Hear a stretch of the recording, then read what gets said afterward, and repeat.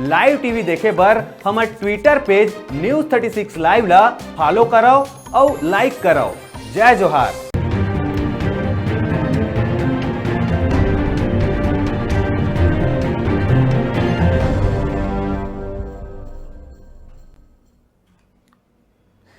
जय जोहार। स्वागत है अपन के News36 छत्तीसगढ़ के आवाज में। मैं हूं आप मनसंग प्रकाश।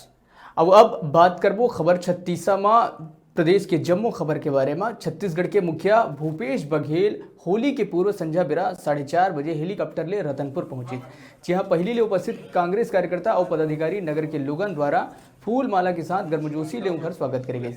ओकर बाद मुख्यमंत्री अपन पूरा काफिला के साथ मां महामाया के दरबार में पहुंच के विधि विधान ले मां महामाया के पूजा अर्चना करके माता रानी के चरण में माथा टेक आशीर्वाद ले। प्रदेश में खुशहाली के साथ लोगन के जीवन में सुख समृद्धि के कामना करिस। जम्मू प्रदेशवासी मतलब फागुन तिहार होली तिहार के शुभकामना दीस और ये तिहार ला प्रेम और सद्भाव के साथ मनाए के बात कही। ये अवसर में तखतपुर विधायक रश्मि सिंह, बिलासपुर विधायक शैलेश पांडे, जिला पंचायत अध्यक्ष महामाया मंदिर ट्रस्ट के अध्यक्ष आशीष सिंह ठाकुर के अलावा पार्टी के जम्मू कार्यकर्ता और पदाधिकारी मन उपस्थित रहे। आखिर में जाए कि बेरा पत्रकार मंत्री चर्चा के दौरान उनकर द्वारा पूछे गए सवाल के जवाब दी, जिसमें भाजपा ऊपर जम के निशाना साधे।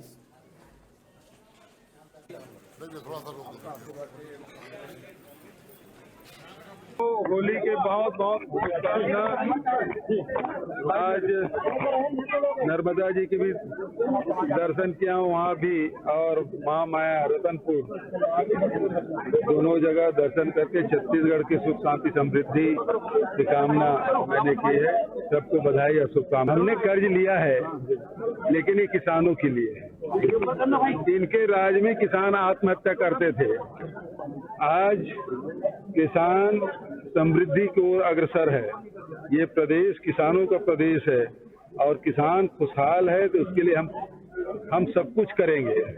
तो ये इनके राज में जो ठेकेदार है, व्यापारी है या कमीशन खोर है, ये लोग खुश होते थे। व्यापारी तो नहीं, व्यापारी तो हमारे राज में प्रसन्न है, बल्कि इनके राज में केवल कमीशन खोरी होती थी और किसान आत्महत्या करते थे। हजारों अभी यस बैंक में हजारों लोगों जो डूब गए, जो पैसा डूबने कगार पे है, उसको आप किस तरह देखते हैं? देखिए, ये नरेंद्र मोदी के राज में 2 बैंक डूब गए, एक मुंबई में और दूसरा एक यस बैंक।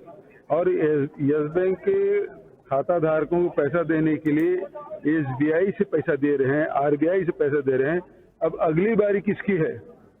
SBI से पूरा पैसा निकाल लेंगे, इंश्योरेंस से पूरा पैसा निकाल लेंगे, जीवन बीमा से पूरा पैसा निकाल लेंगे। उसके बाद बचेगा क्या? एक एक करके बैंक डूबते जा रहा है। लोगों को कहते घर में आप पैसा मत रखो, और दूसरी तरफ बैंक में पैसा डूबते जा रहा है। तो आदमी करे तो करे क्या? इसलिए ये है